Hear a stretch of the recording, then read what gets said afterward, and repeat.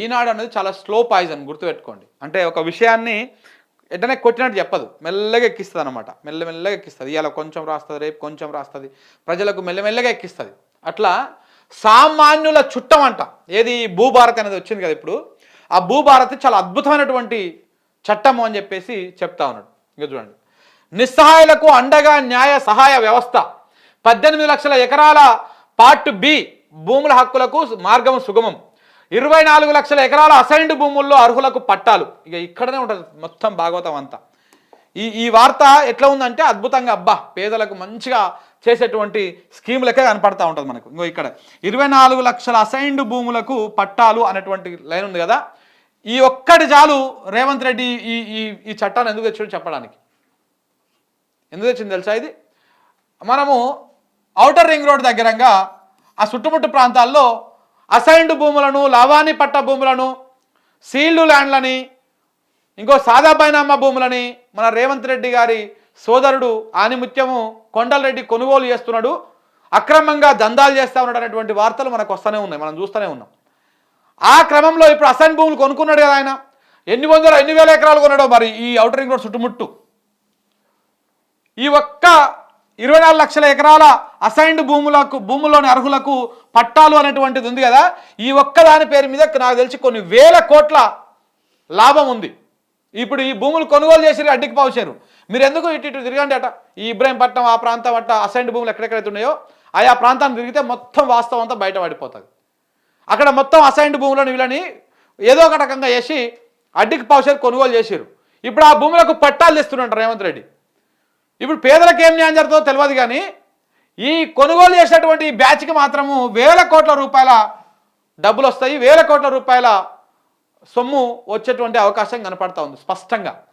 ఇది ఆయన భూభారతి ఈ భూముల ఈ చట్టాన్ని సవరణ చేయడం, ఇది వెనుక ఉన్నటువంటి కోణం మొత్తం ఇది నడుస్తున్నటువంటి వ్యవహారం. మీరు ఎక్కడైనా అడగండి, ఇప్పుడు మనకి ఏదైనా భూమి లిటికేషన్ ఉంది, ఎవరికి కావాలంటే ఇక పలానా కొండ దగ్గరకు పోవాలి. ఆ కొండ దగ్గరకు పోతే ఇగో ఈ రకంగా వ్యవహారం నడుస్తుంది. అది చూస్తారు, అడిట్ చేస్తుంది, అసైన్డ్ భూమే, ఏ ఊకే ఏం ఉంచుకుంటావులే దీన్ని, ఎంతకో అంతకు చెప్పు, మావాడే ఉన్నాడు ఎల్లయ్య పుల్లయ్య కొంటాడు అని చెప్పేసి అక్కడక్కడనే అమ్మిపించేసి ఇగో ఇప్పుడు ఈ చట్టం ప్రకారం దాంట్లో మీద పట్టాలు తీసుకొచ్చుకొని లోపల వేసుకుంటారు అన్నమాట. ఇదంతా పెద్ద కుట్ర. ఇది ఈ భూభారతి తేవడం వెనకాల పాపం ఇట్లాంటి పేదల రైతుల కోసం తెచ్చిన అనుకుంటే అది అమాయకత్వం. ఈ భూభారతి వెనుకున్నటువంటి కథ ఒక ఇట్లా ఉంటుంది. ఇగో ఇప్పుడు దాంతోపాటు ఇవన్నీ దానికే నిదర్శనం. ఇక్కడ అసైన్డ్ భూములు కదా, ఇంకో ఇక్కడ చూడండి, లాలయ్య నిరుపేద రైతు, ఎకరా ఇనాం భూమి ఉంది, ఏళ్ల తరబడి సాగు చేస్తున్నాడు, 2017 సెప్టెంబర్ ముందు వరకు పట్టా పాస్ పుస్తకం ఉంది, భూదస్త్రాల ప్రక్షాళన, ఆ తర్వాత వచ్చిన 6 చట్టంలో కొత్త పాస్ పుస్తకం రాలేదు, కనీసం ధరణిలో పేరు లేదు, భూమి వివరాలు కూడా లేవు, వాటి కోసం ఇన్నేళ్లుగా తిరగని కార్యాలయం లేదు, ఇప్పుడు కొత్త చట్టంతో జిల్లా స్థాయిలోనే పాస్ పుస్తకం అనేటువంటి అవకాశం ఏర్పడింది అని చెప్పేసి ఒక వార్త చాలా స్మార్ట్ కనపడతా ఉంది. అంటే అబ్బా నిజంగా జరిగిపోతుంది అని అనిపిస్తుంది. కానీ ఇగో ఇక్కడ ఏమన్నా రాసిండు, సాదా బైనామా అని రాసిండు కదా, ఎక్కడ ఆగో ఎకరా ఇనాం భూమి అని రాసిండు కదా, ఈ ఇనాం భూమి రైతు ఈ లాలయ్య ఎవరో కాదు. ఈ లాలయ్య ఎవరు అనుకుంటున్నావు, మన రేవంత్ రెడ్డికి తమ్ముడైనటువంటి కొండలరెడ్డికి అనుచరుడే ఈ లాలయ్య. ఆ లాలయ్యకు ఇప్పుడు ఎకరా భూమి అయితే లాలయ్యకి లాభం రాదు, మన కొండకు లాభం వస్తుంది. ఇదంతా ఎవరి కోసం చేస్తున్నాడు అనేది మీరు ఇప్పుడు అర్థం చేసుకోండి. ఇప్పటికే మీ ప్రభుత్వం అధికారంలోకి రాగానే ఈ సంవత్సర కాలంలో సమయం ఇచ్చిండు, ఒక ఏడాది సమయం ఇస్తున్నారా నీకు, మొత్తం ఇంకా నువ్వు ఏం చేసుకో అని చెప్పేసి ఆయన మొత్తం సేకరించుకున్నాడు. ఇప్పుడు లాలయ్యకు ఈ ఎకరం భూమి పట్టా చేసినాం అనుకో, ఈ పట్ట రాగానే ఆ భూమి ఆయనకి వెళ్ళిపోతుంది. ఇట్లా ఈ లాలయ్య, ఈ మడెప్ప, వీళ్ళు ఎవరో కాదు, వీళ్ళు ఈనాడు రాసినటువంటి లాలయ్యలు మడెప్పలు వీళ్ళందరూ కూడా ఇప్పుడు రేవంత్ రెడ్డికి తమ్ముడికి భూములు అమ్ముకున్నటువంటి వాళ్ళు అనేది ఈ కథనం సారాంశం. ఇవి చాలా దీని వెనకాల కోణం వేరే ఉంటుంది కథ, ఈ పేపర్లో వచ్చినట్టుగా ఉండదు, దీని వెనకాల కథ వేరే ఉంటుంది. ఇప్పుడు అవన్నీ కూడా ఇంకా రానున్న రోజుల్లో బయటపడబోతూ ఉన్నాయి. ఎందుకంటే ఈ ధరణిని వ్యతిరేకించినటువంటి వాళ్ళు మెజారిటీగా రెడ్డి, మీరు గుర్తుపెట్టుకోండి, రెడ్డి అనేటువంటి వాళ్ళే ఎక్కువ మెజారిటీగా దాన్ని వ్యతిరేకించారు. ఇప్పుడు ఆ రెడ్లు అందరూ చేంజ్ చేస్తారు, భూభారతిని సపోర్ట్ చేస్తూ ఉంటారు. ఎందుకంటే ఇట్లాంటి లాభాలు ఉంటాయి కాబట్టి, వాళ్ళకి ఇవన్నీ ఉంటాయి కాబట్టి. ఇంకా రానున్న రోజులలో ఇంకా 3 సంవత్సరాలలో ఇట్లాంటి అద్భుతాలు ఇంకా చాలా అద్భుతంగా మనం చూడబోతా ఉన్నాం.